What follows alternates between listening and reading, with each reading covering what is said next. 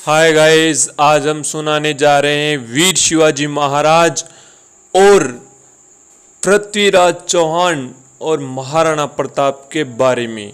इन तीनों शासकों में युद्ध ज़्यादा किसने किए, रणनीतियाँ किसने अपनाई, इनमें से महान कौन है? माना जाए तो तीनों ही महान हैं, पर आज इनकी अलग अलग बात करेंगे। तो जानने से पहले हमारे YouTube चैनल को लाइक सब्सक्राइब करें और पूरी वीडियो देखें। छत्रपति शिवाजी महाराज का भारतीय इतिहास में सुनहरा स्थान उनकी व्यक्तिगत उपलब्धियों के कारण है। छत्रपति शिवाजी महाराज का शासन प्रबंध, सैन्य कुशलता और राजनीतिक चतुराई आदि वर्तमान में भी प्रभावित हैं। वह केवल एक वीर योद्धा एवं सेनापति ही नहीं, बल्कि एक कुशल एवं सफल शासक भी थे। छत्रपति शिवाजी का महाराज का जन्म 19 फरवरी 1666 को शिवनेरी के किले में शाहजी राजे और जीजाबाई के यहाँ हुआ था। वे एक मराठा थे जिन्होंने मुगल शासक के खिलाफ खड़े होने का अभूतपूर्व साहस किया था। वह एक वीर और महान योद्धा थे। उन्होंने मूल नाम शिवाजी भोंसले था, लेकिन उनके प्रशासन और नेतृत्व के कारण उन्होंने छत्रपति यानी क्षत्रियों के प्रमुख पति की उपाधि अर्जित की। यदि आप प्रतियोगिता और परीक्षाओं की तैयारी कर रहे हैं और विशेष मार्गदर्शन की तलाश कर रहे हैं, और आप हमारे जर्नल अवेरेन में बुक डाउनलोड कर सकते हैं। अब आते हैं पृथ्वीराज चौहान। मोहम्मद गौरी ने तराइन की दूसरी लड़ाई के दौरान युद्ध में 1152 ईस्वी में पृथ्वीराज चौहान को पराजित किया।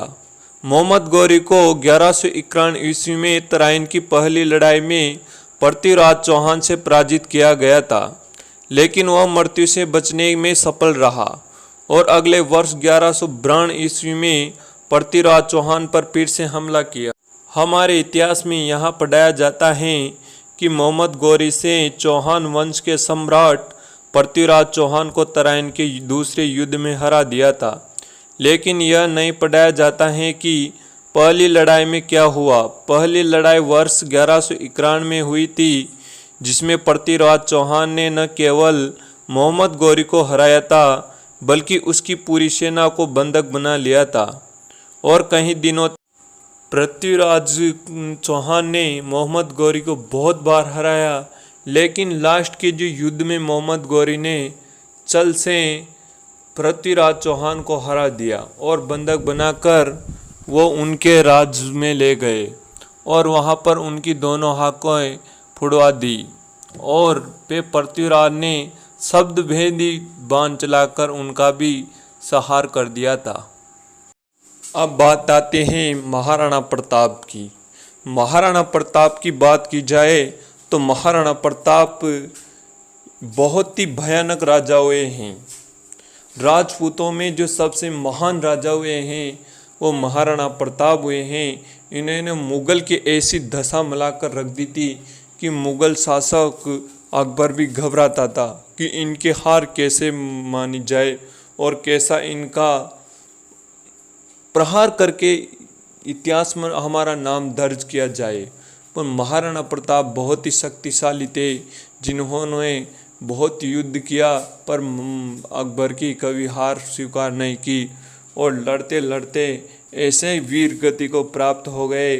और इनके जो चेतक घोड़े थे ये भी वीर गति को मर गए थे, मगर इनका भी महाराणा प्रताप के साथ में इतिहास में नाम अमर हो गया।